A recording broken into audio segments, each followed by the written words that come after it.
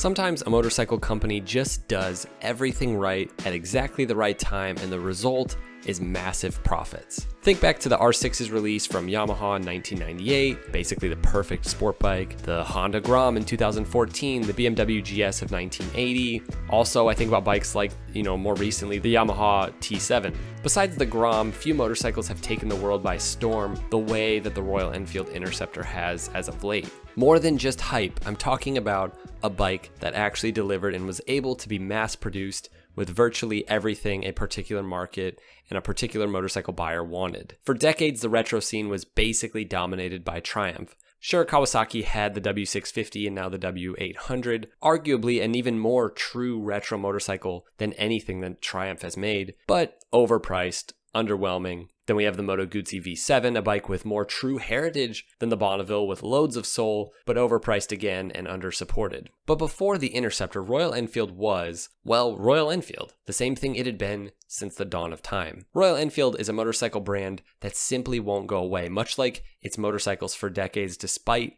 their lack in power and performance and even reliability, they made bikes that left an impression on people. Here we are again with Royal Enfield making arguably their greatest resurgence yet on the back of basically one motorcycle and one motorcycle platform, and that is the Royal Enfield Interceptor. Now, the Continental GT is the same bike basically, but for our purposes, the Interceptor is the bike. I'm not going to give you the entire Royal Enfield history. What's important to know is that they have had a real heritage as a motorcycle company, and arguably, most important of all, a British motorcycle company. Royal Enfield didn't die with all the other British motorcycle industries, perhaps out of sheer luck. See, Triumph and BSA and even Harley could not compete with the Japanese as they produced reliable bikes of almost every single size, and eventually they even were able to surpass the British big bikes, and they were able to provide better offers than basically anything that the British had to offer.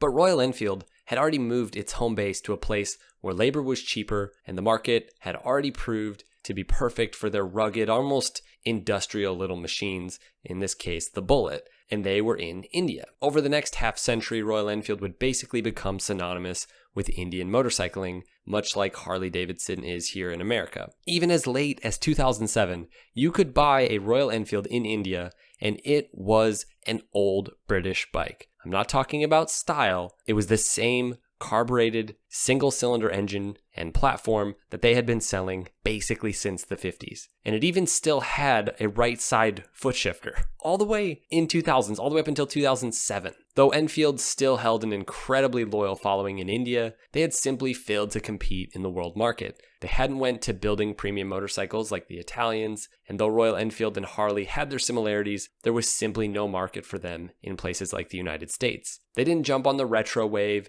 the way that Triumph did in the 2000s. Their bikes weren't retro. They were classic. No fake carburetors or fake cooling fins. These bikes simply hadn't changed, and they really hadn't been taken with the hipster crowd. Not surprisingly, hipsters were more interested in bikes that looked old, not bikes that were actually old. On top of this, Royal Enfield suffered from what we Americans would sort of call the Harley dilemma. If you innovate, you piss off all the fans. If you don't innovate, you watch your brand die. Their bikes simply were not good enough for riders used to modern power, brakes, and amenities. Enfield enthusiasts in India would like to have you think that the Bullet really is the greatest motorcycle of all time, though, they seem to be aware that it's also a piece of crap. Look no further than the amazing documentary available on YouTube called Chasing the Bullet. It's a really cool documentary that I've seen a few times. Any enthusiast can relate to the passion in India for this brand. But what's not said in that documentary is that Royal Enfield was protected in India. Government regulations made it so that the Japanese companies could not compete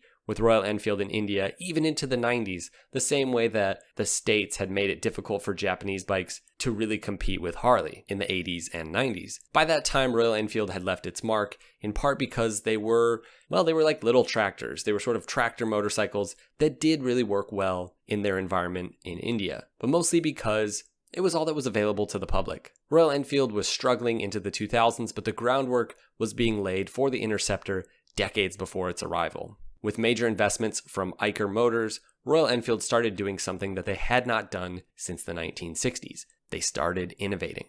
And innovation does not just happen. It primarily takes two things: time and money. Two things that Royal Enfield now had because a young businessman decided to put all of his eggs into basically one basket. And so in 2004, Siddhartha Lal, I think I'm saying that right, I'm probably not, Siddhartha Lal. Anyways, he took over as CEO of Eicher, and this young, passionate motorcyclist decided to take Eicher from a 15-business company to a 2-business company, and everything was invested into Royal Enfield motors and trucks. Now, this investment would take years to see its payoff, and Lal decided to focus on improving Royal Enfield by doing something no motorcycle CEO has ever done. He actually started riding the bikes. Like literally all the time. He ditched the company car and he led his company to start actually having their own motorcycle culture. Workers and management alike started commuting on their bikes on Royal Enfields. And you can tell when someone is passionate about motorcycles. So many of the major motorcycle companies are ran by people who just don't seem to care that much about bikes. Sure, they say they do, and they unveil the motorcycles, and,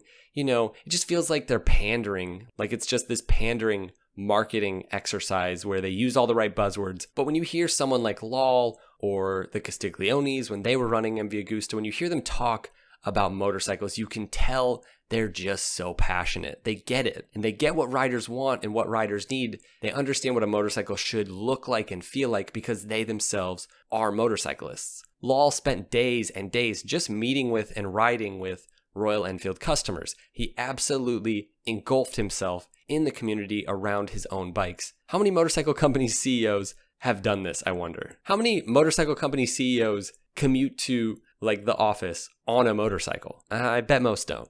In getting to know so many of Royal Enfield's customers and Royal Enfield riders, Lal wasn't just learning what Royal Enfield riders wanted, and this is so key. He was learning what riders in general want. What is it that riders want, and what do they want their bikes to do for them? As Royal Enfield singles became fuel injected and started using modern components, they did start to grow in their home market, but this wasn't enough for Lal. He saw Royal Enfield as capable of being a real player in the global motorcycle market. So he essentially went headhunting. He started bringing in all sorts of people like famed designer Pierre Terblanche, people like Rod Copes, the former Harley-Davidson manager. Rod was made president of Royal Enfield North America, which was such a key move, and many others. Then in 2015, Royal Enfield bought Harris Performance, the UK-based chassis designer. In that same year, as Royal Enfields innovated and dealer networks were established, especially in North America, Royal Enfield actually surpassed Harley's global unit sales. But again, the real boom was still coming. One that would take Royal Enfield to being a motorcycle company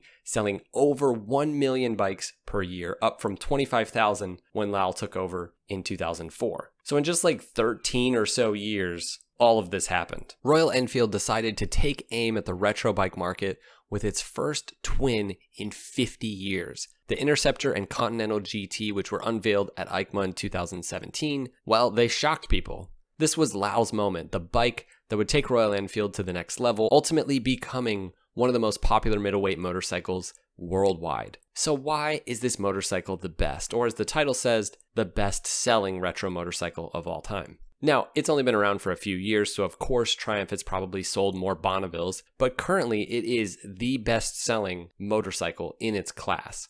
More Interceptors are sold than Ducati Scramblers, Bonnevilles, Moto Guzzi V7s, Kawasaki W800s. In 2021, just this last year, the Interceptor was the 8th sold motorcycle in the UK out of all the motorcycles. It was number 8. The Interceptor has just been at the top since it came out. In 2020, it was actually the best-selling bike for a certain period of 2020, not for the whole year. So what is it about this bike that has made it so wildly successful? First, it's a retro motorcycle built for the retro motorcycle community. The Bonneville line has always been a tech-focused line for its segment. Sure, Bonnevilles aren't as technologically advanced as many other naked or sport bikes or even other bikes that Triumph has. But for who they're targeting, they have way more than necessary. They're essentially premium bikes. They have rider modes, liquid-cooled engines, ride-by-wire throttles. Even the cheapest Bonneville, the Street Twin, still has things like switchable traction control and 2 modes. The vast majority of people who want a retro-styled motorcycle simply don't care about these things. Make the bike modern, but make it as simple as possible. Now, Triumph has actually been asked about the Royal Enfield Interceptor, and they basically tried to say, oh, these are two different markets. People who want a Bonneville, and if they don't want one, then maybe they get something else. That was pretty much what they said. Now, the truth is that if Triumph would just make a bike like the Interceptor, it would be their best-selling bike in their entire lineup. If they made a $7,000 or $6,000 baby Bonneville that was just more stripped back, slimmer, maybe just didn't have all the farkles, oh my god, it would sell like crazy. But whatever, that's beside the point. The vast majority of people who want a retro-styled motorcycle do not care about these things. Make the bike modern, but make it as simple as possible.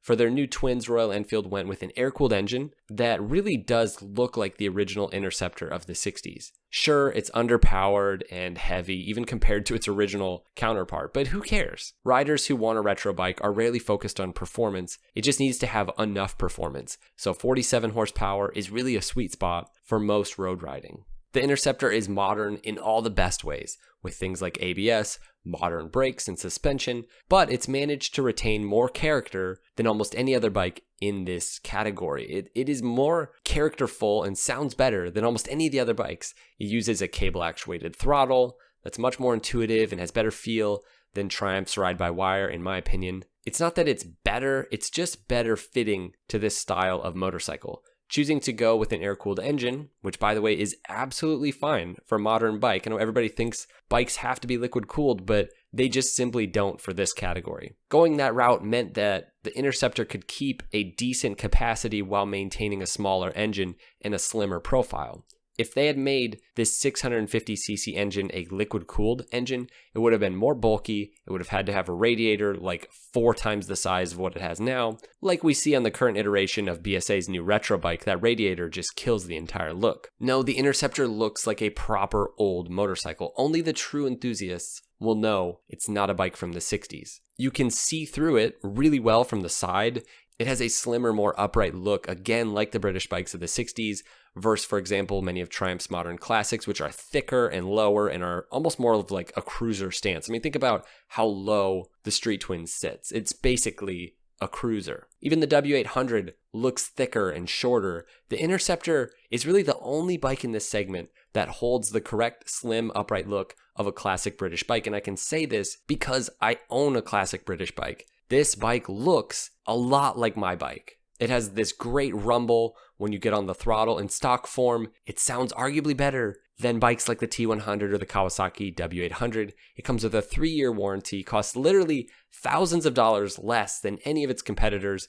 It has really good dealer support, and the bike is literally getting better every year. The bike comes in loads of different colors, and it's actually a colorful bike. Like, you can actually get it in bright colors. Again, like an old British bike. Riders in the 60s would wait in anticipation to see what color Triumph was going to offer, like every year of the 60s. So when Triumph came out in 67 with this like beautiful maroon Bonneville or bright red in 68, people loved it. Everything today though is just like black, gray, light black, dark gray. It's just boring. Royal Enfield makes colorful bikes that really do look quality. For what this segment wants, Royal Enfield absolutely nailed it. People who want a retro bike want a bike that has enough modern performance and runs well and is reliable. Royal Enfield has knocked all of these areas out of the park by focusing on these areas and just not worrying about all the other stuff. Is it a perfect bike? Of course not. Does it have some budget-looking features that make it so that they can sell it at that price point? Of course. But that's not the stuff that matters, you know? The paint looks great, the exhaust sounds great,